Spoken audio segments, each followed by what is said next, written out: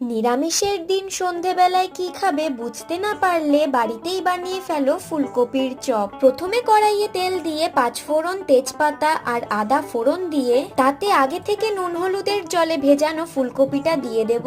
তারপর একে একে নুন, হলুদ, জিরে, ধনে গুঁড়ো আর কাঁচা লঙ্কা কুচি দিয়ে ভালো করে মিশিয়ে ঢাকা দিয়ে দেব। ফুলকপি সেদ্ধ হয়ে গেলে ঢাকা তুলে সেদ্ধ করে রাখা আলুটা দিয়ে সামান্য পরিমাণ চিনি, গরম মশলা, চাট মশলা আর ধনেপাতা কুচি দিয়ে ভালো করে মিশিয়ে নিতে হবে। এবার একটা পাত্রে 2 কাপ কর্নফ্লাওয়ার, 1.5 কাপ ময়দা, গোলমরিচ, নুন আর জল দিয়ে একটা ব্যাটার তৈরি করে নিয়েছি।